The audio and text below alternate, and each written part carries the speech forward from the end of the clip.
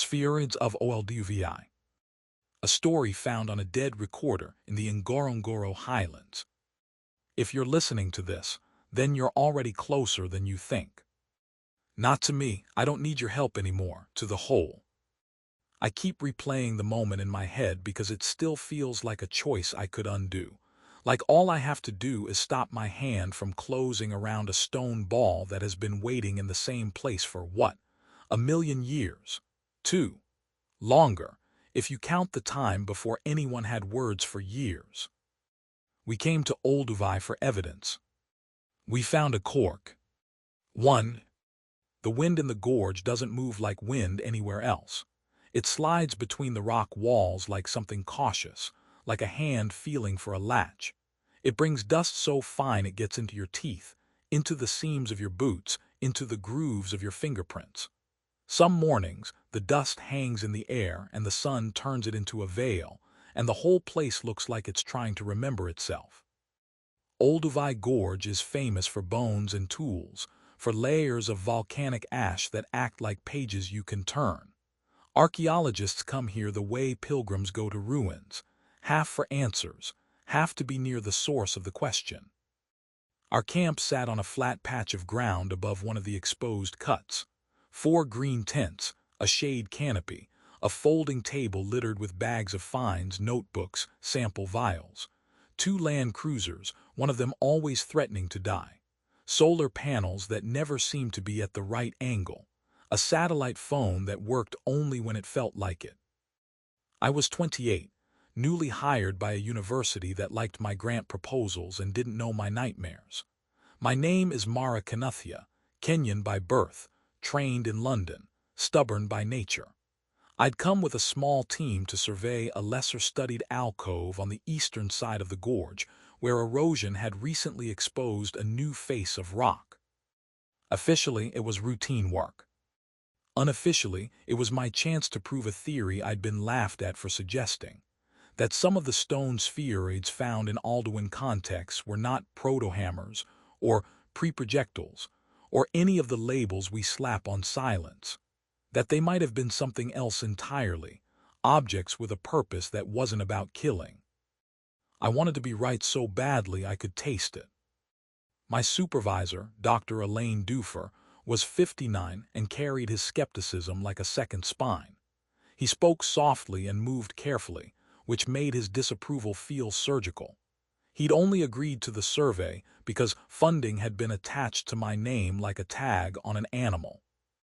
Reena Patel, our geoarchaeologist, was 34 and brilliant and impatient. She had a habit of talking to rocks as if they were colleagues who were just being uncooperative. And then there was Juma. Juma was our local guide, driver, and the only person among us who seemed to be listening to Olduvai rather than interrogating it. He was in his 40s, a Maasai man with a face that always looked mildly amused by the modern world. The first day, when we unloaded equipment, he pointed at the gorge and said, in English that was better than my Swahili, "Here the ground is not dead, it is sleeping with one eye open." I laughed like the academic fool I was. Juma didn't. 2. We found the first spheroid on day 5. It wasn't in a layer where we expected one. It wasn't near flakes or cores. It wasn't in a scatter that made sense as a work site. It was embedded in a niche of basalt like it had been placed there deliberately, pressed into the stone while the rock was still soft, or hammered into a hole with more care than any tool deserved. At first, I thought it was an odd concretion, one of those natural formations that mimic intention. But when we cleared the surrounding matrix and cleaned the surface, my pulse started to misbehave. It was nearly perfect. Not polished smooth, not finished in a modern sense, but shaped with a strange consistency. The curves even, the weight centered, the surface marked by tiny pockmarks that looked less like weathering and more like fingertip impressions fossilized into stone. A ball the size of a grapefruit, sitting in a socket. Like a plug. I heard myself whisper, "No."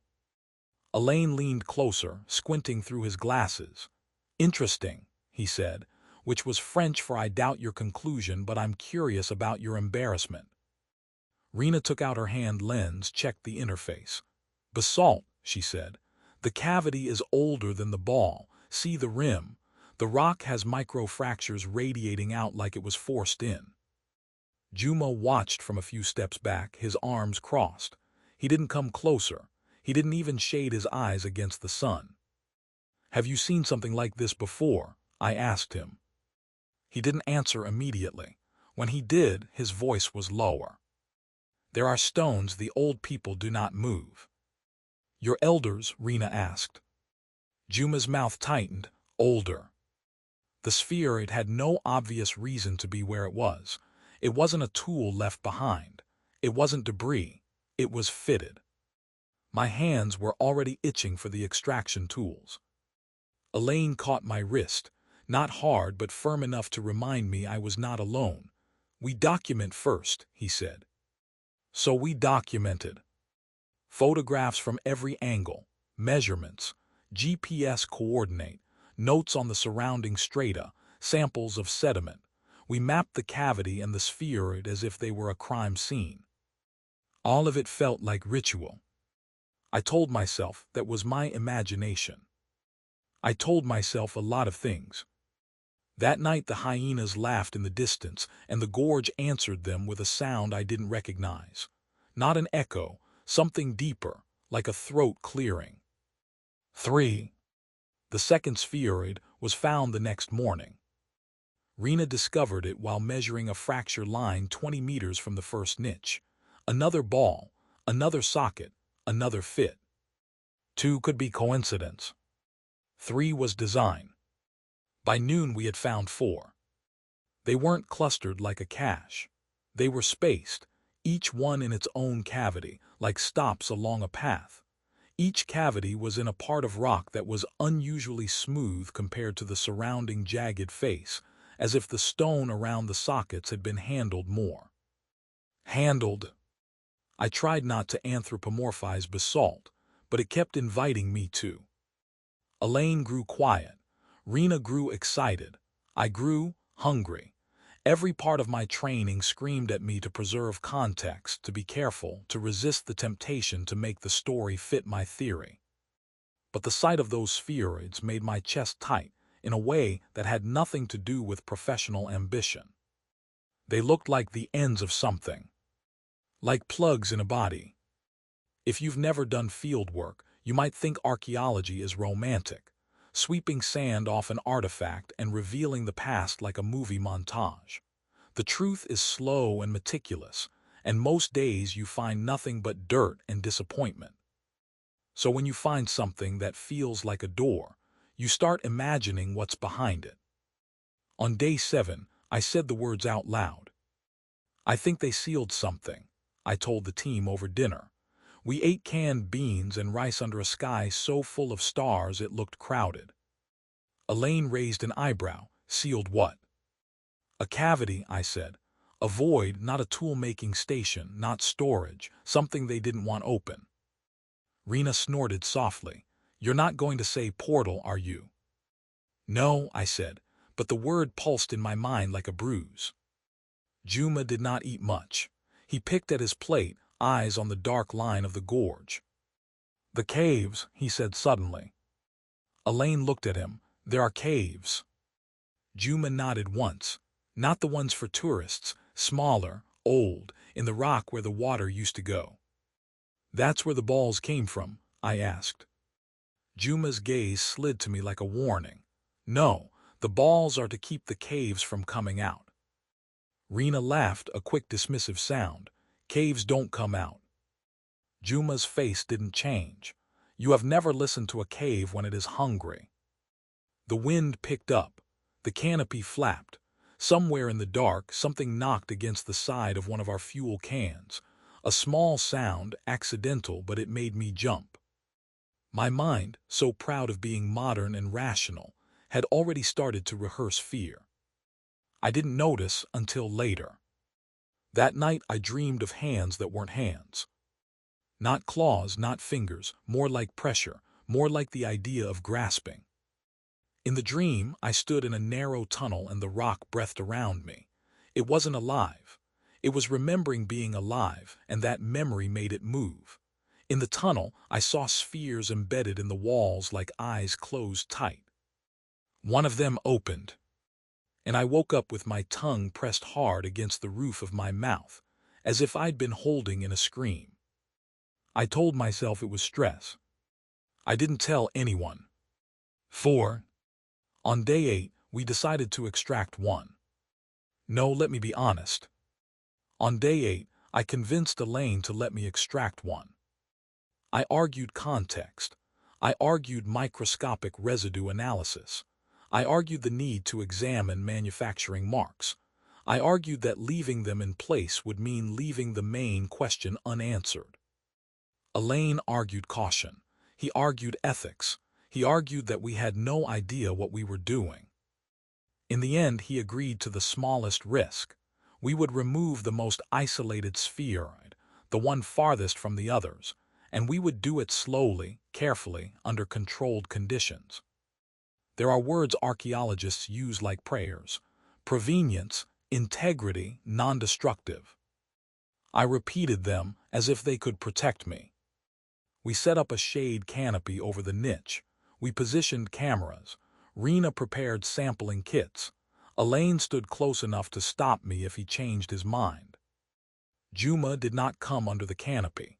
He stood in the sun, hands loose at his sides, as if he wanted to be ready to run without looking like he was ready. I inserted a thin blade into the seam where spheroid met rock. The ball did not want to move. That sounds ridiculous, I know. Stone doesn't have desire. But there is a difference between an object being stuck and an object being held. I applied gentle pressure. The blade slid a fraction deeper. A sound came from the niche. Not scraping, not cracking. A sigh. Rena froze. Elaine's eyes widened. My fingers went numb and then hot. "Did you hear?" Rena started. "Wind," Elaine said too quickly. There was no wind under the canopy. I tried again. I rocked the spheroid minutely, as if loosening a tooth. The sigh deepened. And then the spheroid came free, with a soft pop that was horribly intimate.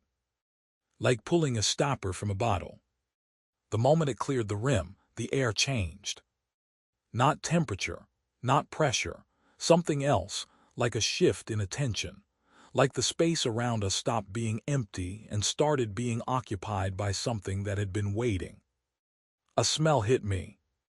Not the dusty tang of the gorge, not sweat or diesel. Wet fur, rotting fruit, and smoke, old smoke, the kind that clings to hair. My vision dimmed around the edges. I remember Rena saying, "Mara, are you okay?" I opened my mouth to answer, and no words came out. Because in that instant, I was not in Olduvai. I was in a cave. No, worse. I was in the memory of a cave. Blackness so complete it wasn't just the absence of light, it was a presence thick and pressing. The air was damp and cold. I could smell bodies, unwashed skin, old blood, fierce sweat. I could hear breathing that wasn't mine. And in the dark something moved. Not a lion, not a hyena, not a leopard. Those fears are simple, they have shapes. This was different. This was the fear of something you cannot see, not because it is hidden, but because your eyes were never meant to register it. The memory wasn't a picture in my mind. It was my mind becoming the picture. I felt myself crouched, small, muscles taut, fingernails broken, eyes wide even though there was nothing to see. Around me others, my kin, my ancestors pressed together in silence. I knew them without knowing their names. I knew their hunger. I knew their aching joints. I knew the heat of their bodies in the cold. And I knew with terrifying certainty what they were listening for. A sound in the dark. A clicking. Soft at first, like stones tapped together, then closer, then everywhere. The cave walls were full of it, as if the rock itself was making the noise. A child whimpered. A hand covered the child's mouth too hard. The clicking stopped. and the fear became so sharp, it felt like a blade behind my eyes. Because the thing that was clicking had noticed the sound. In the memory, no one moved, no one breathed loudly, no one dared. But the clicking began again, slower, thoughtful, like a tongue tasting air. Then very near, something exhaled. The breath was dry. Not mammal, not reptile. Something older than categories. I felt it lean close to my face. I felt the weight of its attention. And in that attention, I understood why my ancestors made plugs. Not to keep something in. To keep something out. 5. The canopy snapped in the wind. I blinked and the gorge returned in a rush of light and dust. I stumbled backward, nearly falling. Rena grabbed my shoulder. "Mara, you went pale, your eyes." Elaine looked at the spheroid in my hand like it was suddenly radioactive. "Put it down," he said. My fingers were locked around it. The stone was warmer than it should have been. Not sun-warmed, warm like skin after exertion. I pried my hand open. The spheroid dropped into a padded tray with a dull thud. The moment it left my skin, I heard the clicking again. This time, not in a memory. In the niche. Rena heard it too. I saw her face drain of color. Elaine stepped back. His voice was calm, but his hands were shaking. "Wind can create resonant effects in cavities," he said, speaking like he was lecturing a classroom rather than begging reality to behave. "We will record and—" The cavity was dark, a small round hole where the spheroid had been. At first it looked like nothing. Then the darkness inside it moved.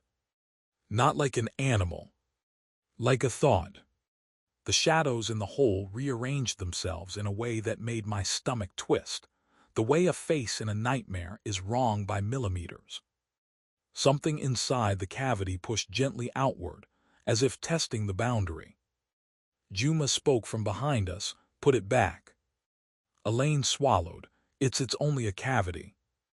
Juma's voice sharpened. "Put it back now." Rena's eyes were fixed on the hole. "Do you see that?" she whispered. I did. A shimmer faint like heat haze, but it was cold. It made the air around it look thinner. I reached for the spheroid.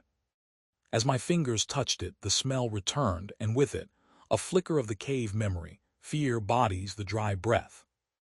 I almost recoiled. But there was something else now, a tug. Not physical. A pull in my mind, like curiosity turned into gravity. The cavity wanted me to look. I had the insane impulse to lean close, to press my ear to the hole, to listen the way my ancestors must have listened. Elaine's voice was distant. "Mara, stop." Juma grabbed my wrist hard this time. "Do not listen," he hissed. His grip broke the spell. I shoved the spheroid back into the socket. It slid in with a terrible ease, like it had always belonged there. The moment it sealed the hole, the clicking stopped. The air snapped back to normal. Rena exhaled like she'd been holding her breath for a year. Elaine stared at the niche. His rational mind was scrambling, trying to build a cage out of explanations. He looked at me. "What did you feel?" I could have lied. I could have said dizziness, heat, panic. Instead, I said the truth, because the truth was already crawling under my skin. "I felt them," I whispered. "Our ancestors." Rena laughed once, a sound that cracked. "That's impossible." Juma let go of my wrist slowly. "Not impossible," he said, "just not for you." "What do you mean?" I asked. He looked at the row of niches along the rock face, each with its sphere like a sealed eye. "These are not tools," he said. "They are lids." "Lids on what?" Elaine demanded, irritation sharpening his fear. Juma's gaze went to the gorge below, to the line of shadow where the earth cut down into itself. "On the place where the old fear lives," he said, "the one that taught us to make fire." Rena's mouth opened. "That doesn't." Juma shook his head. "You think fire came from cleverness. No, Fire came because the dark had teeth. His words should have sounded like superstition. They didn't. Zix. We packed up early that day. Elaine ordered it, but none of us argued. Even Rena, who had been vibrating with excitement an hour earlier, moved quietly, avoiding the rock face as if it might follow. I tried to pretend I was fine. I was. All afternoon I kept getting flashes, like someone flicking through channels inside my skull. A hand clutching a stone, a mouth full of grit, the smell of smoke, the taste of fear. And underneath always the clicking. At sunset, Elaine called a meeting. "We need to reassess," he said, standing by the folding table with his notebook open like a shield. "This site is unusual. Perhaps there is a natural phenomenon we don't understand. Resonance, infrasonic vibrations, some effect of the cavity geometry." Rena interrupted. "You saw it move." Elaine's jaw tightened. "I saw optical distortion." "And you heard it," she said. Elaine's eyes flicked toward the gorge. The wind had died down. The air was too still, as if the world was waiting for us to decide what it would be. "We will not remove any more spheroids," he said firmly. "We will document and leave them in situ. We will report to the Tanzanian authorities and—" A soft sound came from the direction of the rock face. Clicking, clicking, clicking. We all froze. The spheroids were still in place. None had been removed. The clicking came again, slow, patient. Rena's voice went thin. "That's not wind." Elaine's face had gone gray. Juma stood up. "We leave," he said, "now." Elaine bristled. "We can't just abandon." Another click. Closer. It was inside the camp. The sound came from under the folding table. Rena let out a small strangled noise. Elaine moved back, knocking over a sample tray. I crouched slowly, heart hammering, and lifted the edge of the tablecloth. Nothing. Just the shadow under the table. But the shadow was too deep. It wasn't shaped right. It didn't match the angle of the lantern light. It looked like a hole where there shouldn't be one. And when I stared at it, my vision tried to refocus, as if it were looking into a distance. I heard breath. Dry. My hands started to shake. Juma's voice was urgent. "Do not stare, it will learn your face." Elaine's rational shell cracked. "What is this?" he whispered. Juma did not answer. Because the answer was rising up through my bones like cold water. The spheroids weren't just sealing cavities in rock. They were sealing the ways the dark could speak. And we had touched the language. 7. We drove to the nearest ranger post that night. It took 2 hours over rough tracks, headlights cutting thin tunnels through the bush. The Land Cruiser rattled, and each jolt made my teeth click together like stones. I couldn't stop thinking about that. The ranger post was a squat building of concrete blocks, dimly lit, with a few armed rangers watching us with wary eyes. Tourists came through sometimes, lost or injured or foolish. Scientists came too, occasionally. Scientists did not usually arrive at night looking like they'd seen a ghost. The senior ranger, a woman named Sifa, listened to Elaine's explanation with the flat patience of someone who had heard every kind of nonsense and learned to separate danger from drama. "We found some stone balls," Elaine said. "Embedded, we removed one. There was an unusual effect. We want to secure the site until we can bring in proper equipment." Sifa nodded slowly. "Stone balls," she repeated. Her eyes flicked to Juma. Juma did not meet her gaze. Sifa's expression changed slightly, not disbelief, recognition. "What did you open?" she asked quietly. Elaine hesitated. "Nothing, we." Sifa raised a hand. "I'm not asking for your theory." Her gaze moved to me. You look like someone pulled your spirit out and put it back wrong. What did you open?" My throat was dry. A cavity, I said. A socket in rock. The ball was like a plug. Sifa's jaw tightened. She turned to one of the younger rangers and spoke in Swahili too fast for me to follow. The young man's eyes widened and he hurried outside. "Is this known?" Rena asked. Sifa looked at us like we were children who had found a knife. "Some things are known without being written," she said. "Olduvai has many mouths. Most are sealed. They are sealed for a reason." Elaine straightened, offended by the implication. "With respect, Ranger, we are here legally. We have permits. We are not." Sifa cut him off. "Permits do not protect your mind."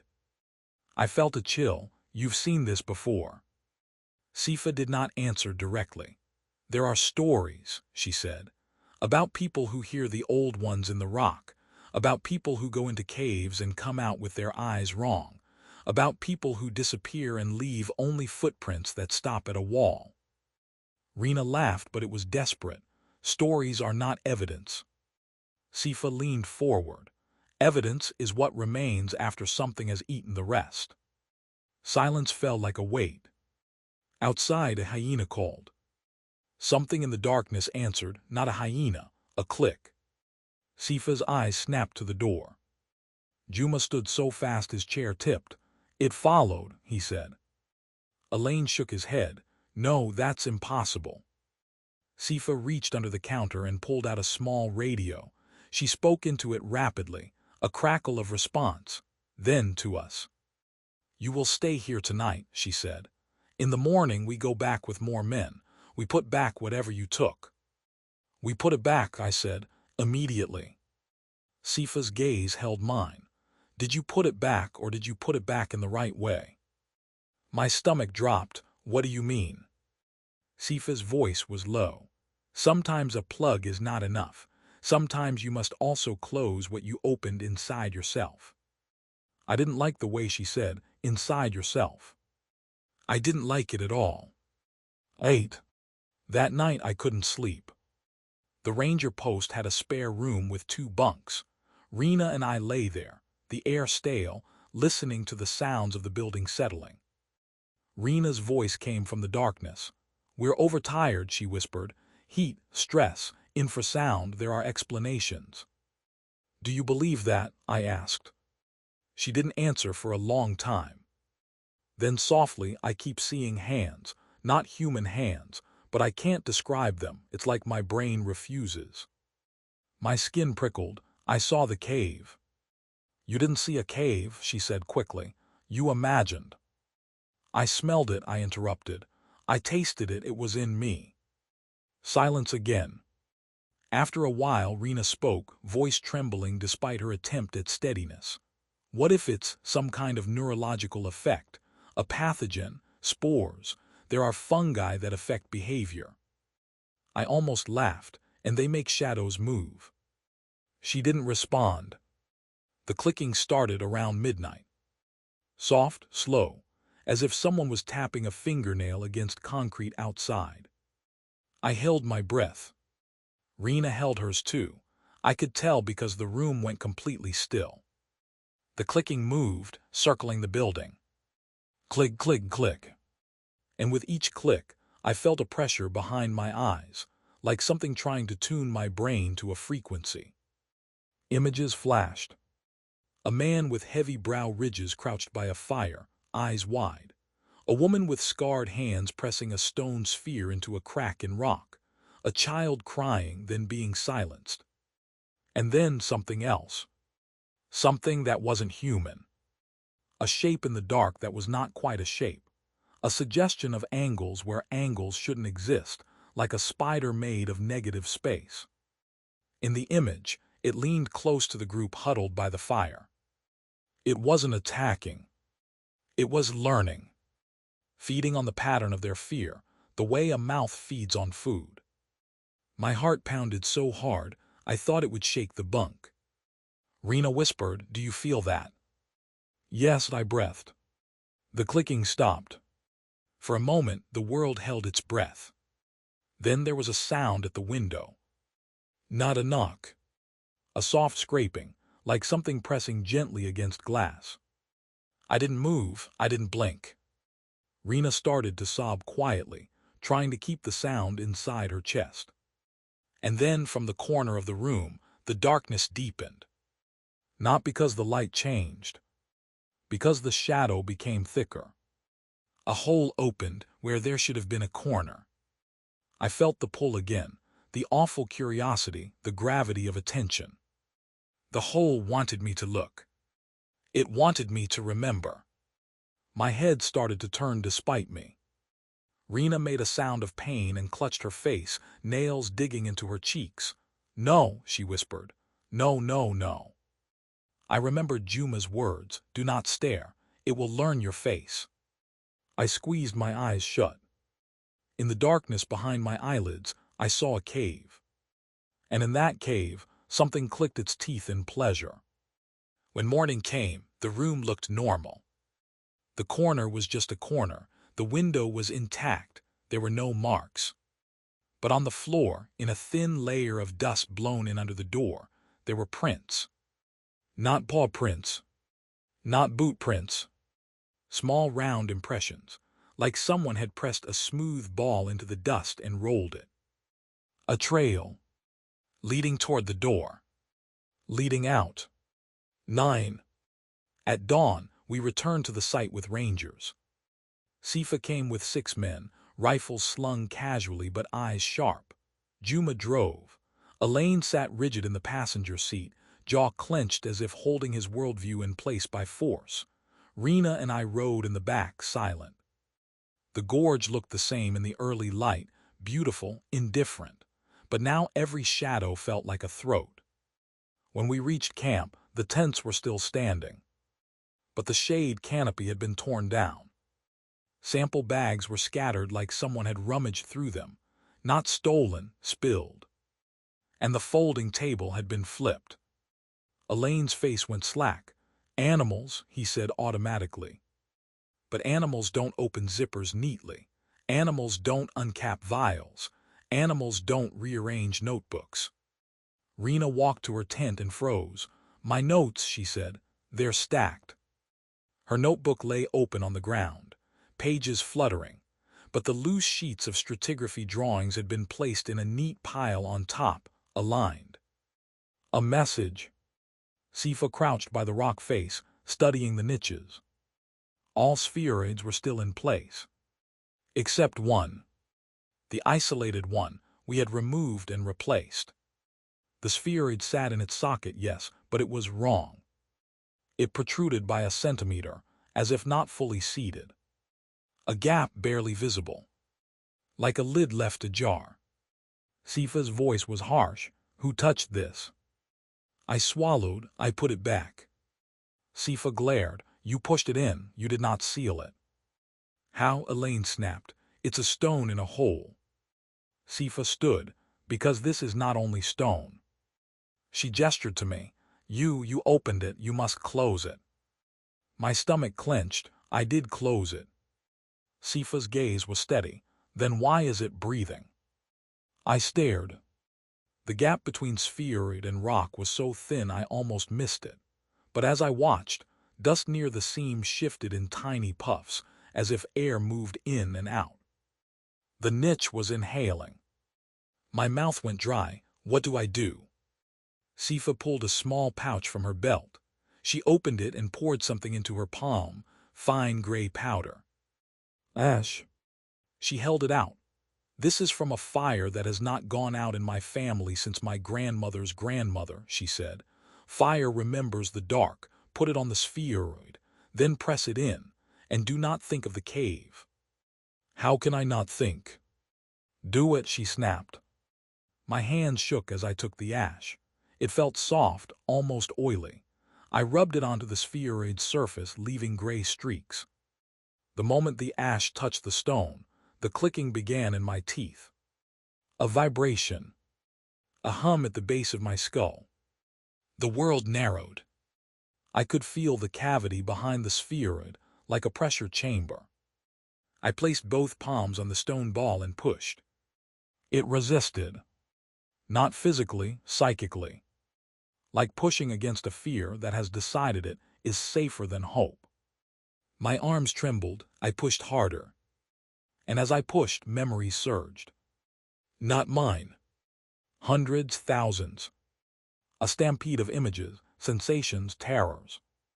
A cave mouth at dusk, a child lost in grass, a leopard's cough, a snake's cold coil, a shadow in a tunnel that did not belong to any animal. And beneath all of it the same core, the old fear of the dark. Not because the dark hid predators. Because the dark was a predator. My knees buckled, I almost fell. Sifa grabbed my shoulder, holding me upright. "Do not listen," she hissed. "Do not open your mind, only push." But the cavity wanted me open. It wanted my modern brain, full of language and imagination, because that made the fear richer. It wanted my capacity to conceptualize horrors my ancestors could only sense. I realized then that the collective memory was not a gift. It was bait, a lure made of our own history. The spheroids weren't just plugs. They were filters. They kept the memories behind them, compressed, contained, so the world could forget. I pushed again. The spheroid shifted. The gap narrowed. The breathing sound sharpened, then strained like something suffocating. A spike of panic hit me that was not mine. The cavity panicked. It didn't want to be sealed. I felt its attention slam into my mind like a door. For a heartbeat, I saw it. Not a creature. Not an entity. A structure of absence. A hunger shaped like a question. What are you in the dark when no one is watching? I screamed, but the scream stayed inside my throat. My hands kept pushing. The spheroid slid in with a final, horrible wet sound, though there was nothing wet. It seated flush. The breathing stopped. The pressure in my skull eased. For a moment, everything was still. Then, very softly, from somewhere deep in the rock, there was a sound like a disappointed click. Sifa released my shoulder. "It is closed," she said. Elaine stared at the niche, face pale. "What is it?" he whispered. Sifa looked at him. "A mouth," she said simply. "A memory mouth, a place the world learned fear." Rena swallowed hard. Why would anyone build mouths? Sifa's gaze drifted to the gorge, to the layered earth. "No one built them," she said. "They were there before us. We learned to live around them." Juma spoke softly, "And to plug them." I stood trembling, ash on my hands, sweat cold on my spine. I thought it was over. I was wrong. 10. You can seal a hole. You cannot unlearn a sound. That night back at the ranger post, the clicking did not come outside. It came inside my head. In the dark, with my eyes closed, I could feel the cavities like a network, like pores in the world's skin. Each one held back something: memory, fear, attention. Each spheroid was a stopper in a vein. And now I had touched the system. I had become part of it. I started recording this because I needed a tether, something linear, words that could keep me from dissolving into the broadcast. If you're listening, maybe it worked. Maybe these words became my plug. Or maybe you're listening because it didn't. I didn't tell Elaine the next part at first. I didn't tell Rena. I told Juma because he already knew. On the third night after sealing the spheroid properly, I woke up standing. Not sleepwalking. Standing awake in the hallway of the ranger post, bare feet on cold concrete. The lights were off, moonlight spilled through a window. My body was angled toward the door like a compass needle. In my mind the pull was back, stronger, clearer. Come. Not a voice. A direction. I turned my head and saw a shadow at the far end of the hall. Not moving. Just present.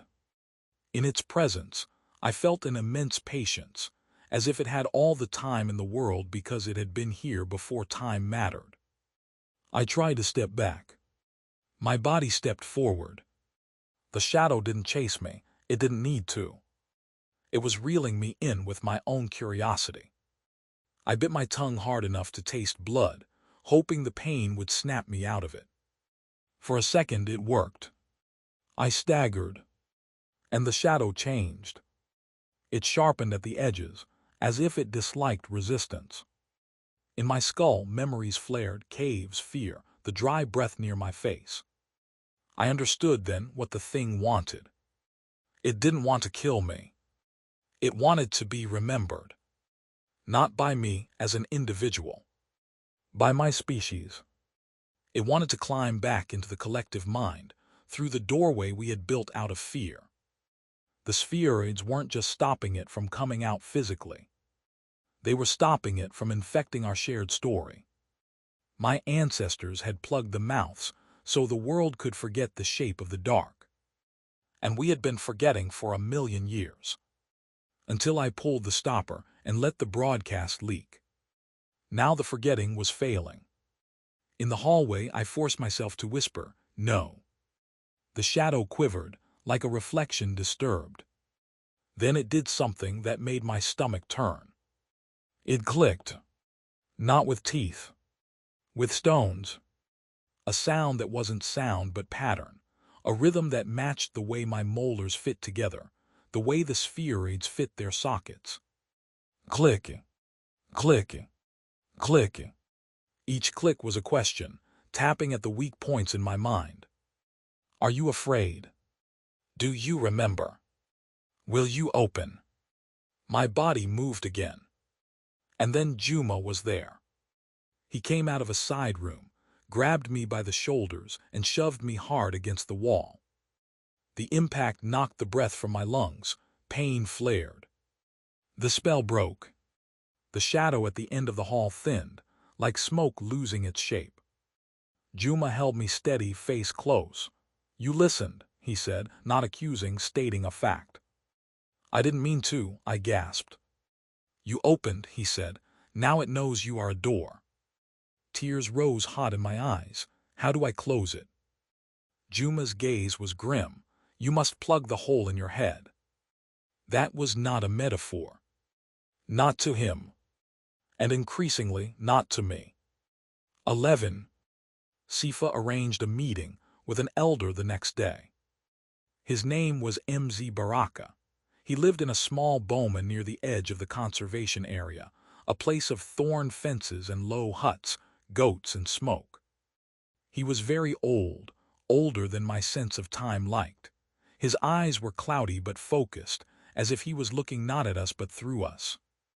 We sat in the shade while he listened to Sifa's explanation in Swahili. When she finished, he turned his head toward me. "You touched the stone eye," he said in a voice like dry leaves. I flinched, "Yes." He clicked his tongue once sharp. "Why?" I wanted to say science, curiosity, career. Instead I said, "Because I thought it was meant to be moved." The elder's mouth twisted. "Everything can be moved," he said. "That does not mean it should." Rena leaned forward. "MZ, with respect, we need to understand what these spheroids are. We." The elder raised a hand. Rena fell silent, startled by the authority in the gesture. "These are not yours to understand," he said. "They are yours to remember not to touch." Elaine's patience snapped. "We are not children," he said. "We are researchers. There is no evidence that these stones are anything but geological or cultural artifacts." The elder's cloudy eyes turned to him. For a moment, Elaine looked like a man being evaluated by something that did not care about degrees. "You wear many words," the elder said softly. "Words do not keep the dark out." He pointed at me. "Tell him what you saw." I swallowed. My throat felt raw even thinking about the cave. "I saw fear," I said. "Not mine, ours." The elder nodded as if I had confirmed a measurement. "The rock remembers," he said. "When people were small, they hid in caves. In the caves, something else also hid. It was not lion. It was not snake. It was hunger that lived in darkness and learned from fear." He leaned closer, and I smelled smoke on his breath, old and comforting. Our ancestors learned that fear can make a path, he continued. When you are afraid, you listen. When you listen, you open. The hunger used that. It walked into minds. It made people run into the dark deeper and deeper until they were lost. Rena whispered, mass hysteria. The elder ignored her. Some learned to stop it, he said. They found that round stones that fit the hand, could be made to fit the mouths in the rock. When the mouth was plugged, the rock could not speak its fear. The hunger could not climb out. Elaine scoffed, that's myth. The elder's face hardened. Myth is how you talk about truth when you are afraid of it, he said. Sifa translated quietly for Elaine, but I could tell he understood enough. The elder turned his cloudy eyes back to me. Now the rock has spoken to you, he said. It has shown you the old fear. Your mind is full of doors, it likes doors. That is why you are a scholar. It should have sounded like praise. It sounded like diagnosis. You must close your doors, he said, or the hunger will live in you. It will use you to open the mouths again. My hands clenched. How do I close them? The elder looked at the fire pit beside us, where embers glowed under ash. Fire, he said. Fire, Elaine repeated, incredulous. The elder nodded. Fire is memory that burns, he said. It keeps darkness honest. You must take ash from a fire that remembers, and you must seal yourself the way you sealed the stone. Rena frowned. That's not. Sifa's voice was sharp. Enough. The elder held my gaze. Do you hear clicking in your head? My stomach dropped. Yes. He nodded. It is already tasting you. I swallowed hard. What happens if I can't close it? The elder's mouth pulled into something like pity. Then you become a plug, he said. My skin went cold. A plug for what? The elder's voice was barely audible. For the mouth that has learned your name. 12. That afternoon, I tried to work like normal. I wrote notes. I organized data. I pretended we were still scientists in a field camp and not people who had stumbled into a mechanism older than language. But my hands kept shaking. And the gorge kept watching. That's the only way I can describe it. Every time I looked toward the rock face, I felt a subtle pressure in my chest, as if the void behind the spheroids was paying attention. Elaine wanted to leave immediately. He argued permits, safety, sanity. Rena was torn between terror and fascination. She kept saying, we can't just walk away, even as her eyes flicked nervously to the shadows. Sifa, practical and unflinching, said simply, we will not disturb it again. The decision should have ended the story. It didn't. Because the hunger, whatever it was, did not care about our decision. It had found me. It had learned my face. That night in my tent, I sat with a small charcoal brazier that Sifa had brought. She had lit a fire from coals taken from the ranger post's hearth, a fire she said had been fed for decades. The flames were small, but the warmth felt like an anchor. I held a pinch of ash in my palm. I thought about the elder's words, seal yourself the way you sealed the stone. Ridiculous. Primitive. And yet, my modern mind had already been invaded by something primitive in the truest sense, something from before we were human, before we had the luxury of disbelief. I rubbed ash across my forehead, across my eyelids, across my lips. The ash smelled like smoke and safety. For a moment, the clicking in my skull softened. Hope rose in me. Then the memories surged. Not gently, violently. I saw a cave again, but this time I was not just inside it. I was the cave.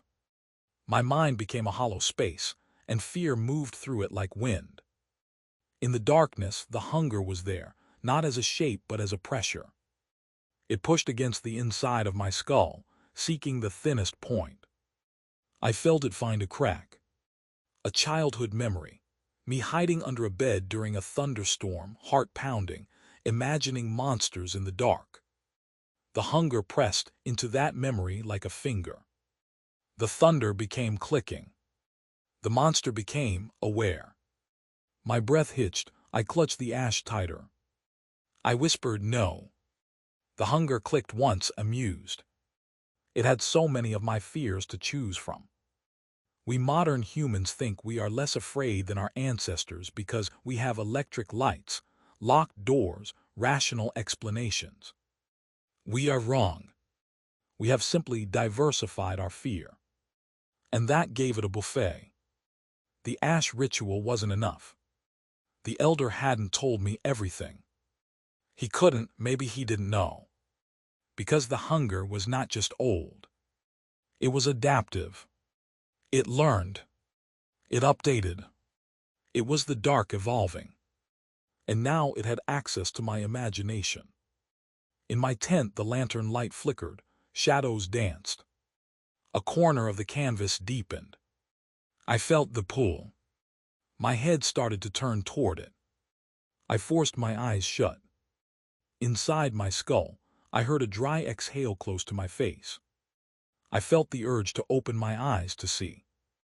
To confirm. To satisfy the curiosity that had brought me here in the first place. Curiosity, the most beautiful human trait. Curiosity, the easiest door. I realized then, with sick clarity, that this whole phenomenon had been designed to exploit curiosity. The collective memory broadcast wasn't just fear. It was story. And story is how humans open themselves. The spheroids sealed the mouth, yes. But they also sealed the stories. They stopped the rock from telling the tale of the hunger. Because if you know a story, you carry it. And if you carry it, you become a path. I opened my eyes. The tent corner was wrong. Not a hole. A seam. Like reality had a stitch that was coming undone. From that seam a darkness spilled that was too dark, like ink in water. In the darkness I felt attention. And then, unbelievably, I felt recognition. It knew me. Not as Mara. As a type. As a mind that could be used. It clicked inside my teeth, a rhythm that made my jaw ache. Come, it said without words. Come and remember. My hands moved before I could stop them. I reached for my field pack. In the pack was my trowel, my notebook, my headlamp. In a small wrapped bundle, the ash. I stood. I stepped out of the tent. The camp was asleep. The stars above were sharp as broken glass. The gorge lay ahead like a wound. And I walked toward it, not because I wanted to. Because I was being pulled. Because my mind had become a cavity. Because the hunger had found the socket. And it was looking for its sphere. 13. Juma found me before I reached the rock face. He tackled me, hard, knocking the breath from my lungs. We hit the ground and dust rose around us like smoke. What are you doing? He hissed, pinning my shoulders. My jaw clenched, teeth clicked involuntarily. I have to, I whispered. No, he said, eyes fierce. It wants you to. It's in my head, I gasped. Tears leaked from the corners of my eyes. I can't. Juma's grip tightened. Listen to me, he said. When the old ones first found these mouths, they did not seal them alone. They sealed them together. He looked toward the rock face, where the niches sat in darkness like blind eyes. Fear is heavy, he said. Too heavy for one mind. That is why they made it collective. They shared it so no single person would carry all of it and break. His words hit me like cold water. Collective memory, I whispered. Yes, he said. Not broadcast, buried. The rock holds it so we do not. My breath came ragged, so why can't I just forget? Juma shook his head. Because you listened with a mind full of pictures, he said. The old ones listened with minds that were simple. Fear, hunger, fire. You listen with words and ideas and nightmares that have never happened. You make the fear bigger. My stomach twisted. Then what do I do? Juma released me slowly, as if testing whether I would bolt. "You must share it," he said. "With who?" I whispered. He looked at me, and for the first time his calm mask slipped. Under it was something like sorrow. "With us," he said, "or with the rock, but if you keep it alone it will hollow you out." I stared at him. "You want me to tell you what I saw?" Juma nodded once. "Tell me," he said, "not with words, with attention, let me carry some." The idea horrified me, not because I didn't trust him. Because I didn't want to give the hunger another mind. But maybe that was the point. Maybe the hunger could only move through a single mind at a time, a focused doorway. If the fear was spread, diluted, it couldn't use it to form a path. My ancestors had huddled together in caves, sharing breath, sharing terror, sharing warmth. Not just to survive the cold. To survive what listened in the dark. I closed my eyes. I breathed. And I let the memory surface. I offered it to Juma like an open hand. At first, nothing happened. Then Juma stiffened. His breath hitched. A small sound escaped his throat, half gasp, half growl. His hands clutched my shoulders, nails digging into fabric. I saw in my mind's eye the cave again. But this time, I was not alone. I felt another mind enter the memory, a second presence beside mine. Juma. He didn't see it the way I did. His mind didn't paint it with the same detail. But he felt the core, the dry breath, the clicking, the weight of attention. He shuddered. Then abruptly he forced himself to laugh, a harsh barking sound. In the memory, the hunger paused. Confused. Laughter is not fear. It's not the reaction it expects. Juma laughed again, louder in the real world too. It sounded wrong in the night. The pull in my skull weakened. The clicking softened. The shadow of the gorge did not deepen, it held. Juma stopped laughing and wiped his mouth with the back of his hand, as if he'd tasted something bitter. "You see," he whispered, "it does not like to be shared, it likes to be secret." I exhaled shakily, "So I just keep telling people." Juma shook his head. "No," he said, "that spreads it too far, then the hunger becomes story again, and story travels." My stomach sank. Then what? Juma looked toward the rock face. "Then you give it back," he said. "You put it where it belongs, in the mouth, behind the plug." I stared at him. "How?" He didn't answer. Because the answer was the thing I had been avoiding, since the moment I first heard the sigh in the niche. We had sealed the stone. But we had unsealed the memory. To close it, someone would have to put the memory back. Someone would have to go close enough to the mouth to feel the broadcast and push it inward. Someone would have to become the sphere for a moment. And that someone was me. Because I was the one who opened. Because the hunger had learned my face. Because it was already using my mind as a doorway. Juma's voice was gentle now, and that made it worse. "Mara," he said, "you must choose. Do you want to carry it forever?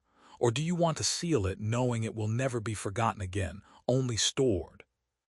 I stared at the black line of the gorge. In the distance, a hyena called. No answer came. But in my teeth, the clicking waited. Patient. Like a hand on a latch. 14. We went back to the niches at dawn. Not with the whole team. Elaine would have stopped us. Rena would have insisted on data. Sifa would have wanted rifles and rules and forms. This wasn't a job for permits. It was a job for fear. Juma and I walked down to the rock face while the sun was still low. The gorge smelled of dust and sun-warmed stone. Birds called. Life went on, unaware. The niches were there, silent. Each spheroid sat flush in its socket. Except I could feel it. A low hum under the surface of the world. The mouth we had opened and sealed was still aware of me. It was waiting. Juma handed me a small pouch of ash. "From the old fire," he said. I nodded, throat tight. We stopped in front of the isolated niche. Up close, the spheroid looked ordinary. Just a stone ball. But my skin prickled as if standing near a live wire. Juma's voice was low. "Do not remove it," he said. "You only need to touch it. You need to return what you took." I swallowed. "How do I?" "You will know," he said. I didn't believe him. Then I placed my palm on the spheroid. The world fell away. Not like last time, when the memory slammed into me. This time it was smoother, like slipping into deep water. I was in the cave again. But the cave was layered. I could sense multiple caves, multiple nights, multiple groups of bodies huddled together across centuries, all stacked like sediment in the same space. The collective memory wasn't one moment. It was an accumulation. Fear compacted into stone. And at the center of it, like a pressure point, was the hunger. It was not a single entity. It was a pattern that repeated wherever darkness and mind met. A parasite of attention. A thing that lived in the gap between perception and imagination. My ancestors had felt it as breath in the dark. We moderns would call it what? A mimetic predator, an info hazard, a cognitive virus. Names didn't matter. It clicked. In the memory, I felt the dry breath close to my face. In the real world, my teeth clicked in response. The hunger recognized the rhythm. It leaned in. And in that moment, I understood the trap. The hunger wanted me to return the fear not into the mouth, but into the world. If I spoke it, if I narrated it, if I told the story in full detail, it would spread through minds like fire through grass. It would become myth. And myth travels. My ancestors had plugged the mouths because they didn't have writing. We had podcasts, videos, endless networks of story sharing. We were the perfect host. I almost pulled my hand away. Then I felt Juma's hand on my shoulder, steady, grounding. "Not words," he whispered, "only weight. Weight. Not story. Not detail. Just the raw emotional mass of fear, compressed and contained." I closed my eyes. I stopped trying to describe what I was feeling. I let go of the impulse to narrate. Instead, I did something I had never done in my life. I allowed fear without explaining it. I let it be an animal sensation. My heart hammered, my throat tightened, my skin prickled. I did not make pictures. I did not build monsters. I just felt. And then carefully, I pushed that feeling toward the spheroid. Into the stone. I pictured nothing. I used no words. I simply offered the fear's weight like setting down a heavy pack. For a moment, the hunger resisted. It wanted my imagination. It wanted my story-making. But I gave it nothing but dumb fear, ancient, unarticulated, heavy. The hunger clicked, irritated. It tried to hook my mind with images. I refused. I breathed. I pressed my palm harder against the spheroid. I felt something shift, not in the rock but in me. A pressure leaving my skull. A loosening. The clicking in my teeth faded. In the memory, the cave receded, as if the walls were moving farther away. The hunger withdrew, not defeated but denied. A starving thing turning away from empty food. My knees went weak, I swayed. Juma's grip tightened on my shoulder. "Keep pushing," he murmured. I did. And then, with a sensation like a final exhale, the weight left me entirely. I opened my eyes. The gorge was bright, birds called, dust drifted. The spheroid under my palm felt cold and inert. For the first time in days, my mind was quiet.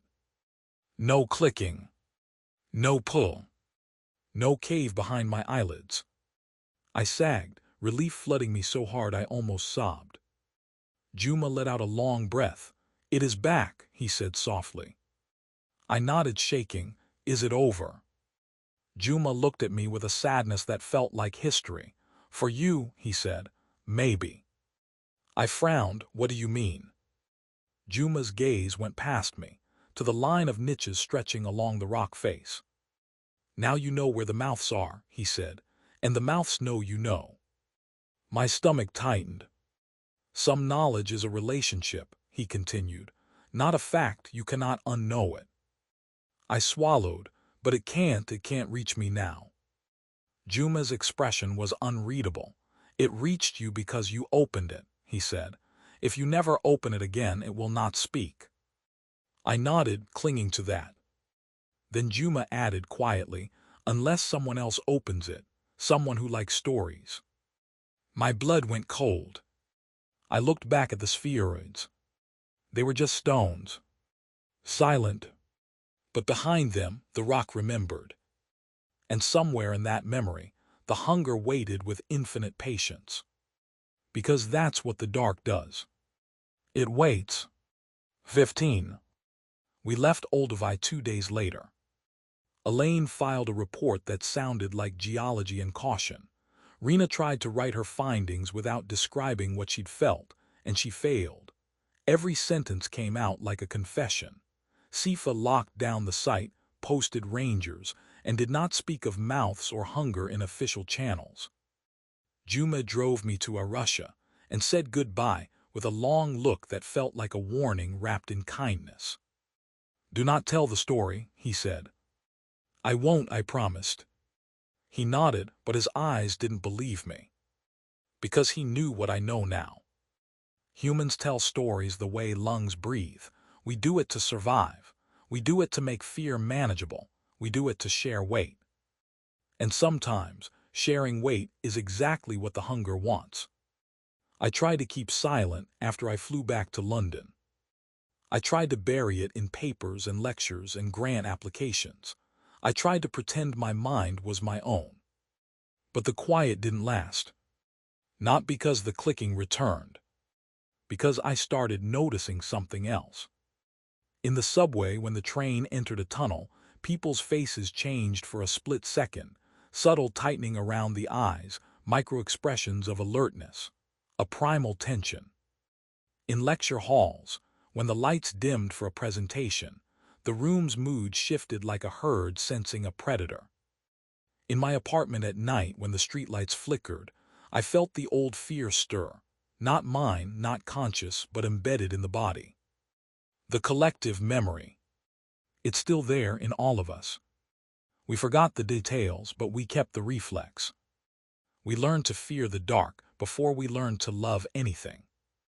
And that fear is a pathway. A network.